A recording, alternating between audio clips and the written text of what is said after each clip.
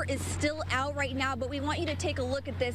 You can see these giant generators that are above us that are actually powering the light that you see here in town this morning. Otherwise, still no power over here on East Main Street. They actually bent back these parking signs, again, almost tearing that one in half. And if you look above us over on the other side of the street, again, the force of that storm was so powerful that it actually smashed up those windows. This story has really gained a lot of national attention. We're standing right outside the Poweshiek County Courthouse, and outside with us, tons of media, not just local media from Iowa, but media from all over. We have ABC, NBC, Fox News is also out here with us. Silent movie theaters in Cedar Rapids were booming in the early 1900s, and the Ideal Social was no exception. In fact, if you walk through these doors, one of the unique things you'll see, Fisher Law Firm and the Benton County Title Company are still standing. But if you just take a look next door, reporting live in Cedar Rapids as I try to score again. I got it! Look at that! Alicia Tarrant-Kahn, KCRG, TV9 News. Well, Bria, a lot of information came out yesterday, the most since the start of this investigation. Now, officials say they interviewed Christian Rivera, and Rivera later led officials to a secluded cornfield where they say they believe they found the body of Molly Tibbetts. Now, officials say that Molly Tibbetts was abducted while jogging. When they interviewed Rivera, he confessed to following Molly around with his car. At some point, he got out and started running alongside or behind her.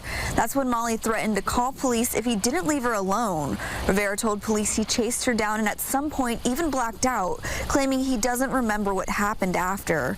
Rivera remembers seeing Molly's headphones on his lap, and he found her body in the trunk. That's when he told police he dragged her body into the cornfield. A key piece of evidence in this case is security footage from a property nearby where Molly was jogging. Investigators say it shows Rivera's car following her the night she disappeared. The video was critical, I'll put it that way. Again, we have talked to hundreds of people. Over 4,000 leads came in on this investigation, and so it was extremely helpful. The cause of death is still unknown at this time. An autopsy is scheduled later today to positively identify Molly's body. Now, we do have a copy of Rivera's arrest warrant with us. He is being held on a $1 million bond at this point. His arraignment is scheduled for later today. Now, if he is convicted, he does face life in prison without the possibility of parole. Reporting live in Brooklyn, Alicia Tarrant-Kahn, KCRG, TV9 News. Chris and Nicole, we're over here on East Main Street over here in Marshalltown, and the power is still out right now, but we want you to take a look at this.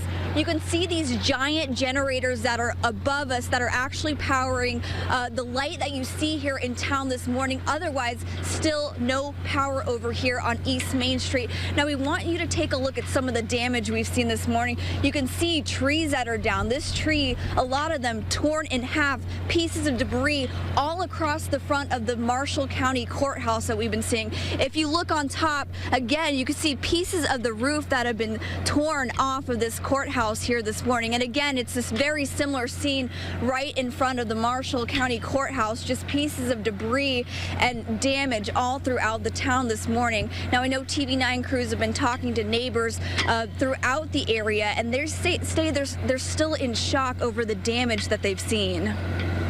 And it came in just a, large cloud of debris over the courthouse that was gone. So I hit down the basement and everything just kind of rolled through, cracking and banging and snapping. And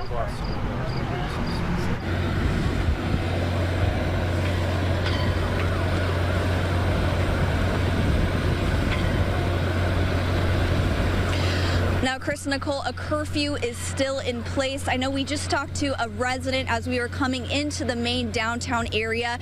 He was telling us that curfew in place from last night at 9 p.m. A lot of law enforcement in the area have been telling people that curfew will remain in effect until the sun goes up. Now, we want you to stay with TV9 as we continue covering all the damage that we're seeing in the downtown Main Street area of Marshalltown. I'm reporting live in Marshalltown, Alicia Tarrant-Kahn, KCRG, TV9 News. So, Alicia, what's been some of the progress so far in the methods for the search?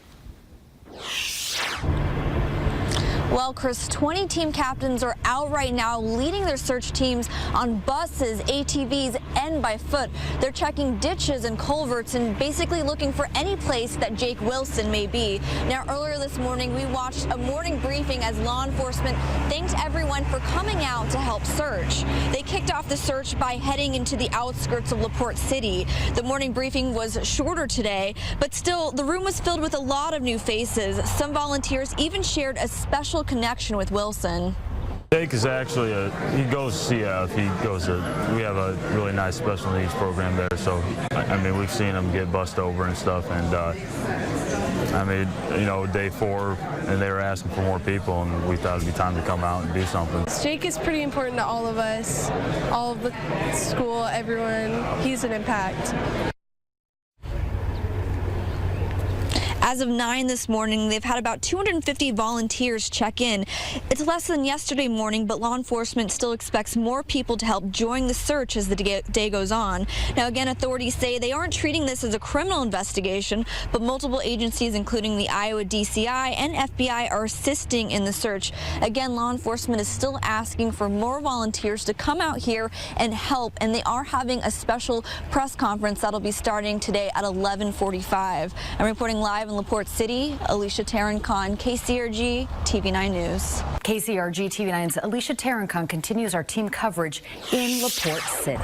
If you walk down the main strip of LaPorte City, you'll see that the streets are still lined with these blue ribbons. And if you take a look to the side, you'll see that nearby businesses still haven't forgotten about Jake Wilson, including Rockets, a LaPorte City bakery down the street. Kayla Kramer remembers serving Jake Wilson and his family. At least once a week, I see his grandparents come in. A lot of times he'd be with them. He'd come in and we have the half-pound burger, and that's what he would order, half-pound bacon cheeseburger and cheese balls, and it was always good to see him. He was always smiling, always happy. Her tiny bakery brought over donuts, coffee, and other baked goods during the search for Jake.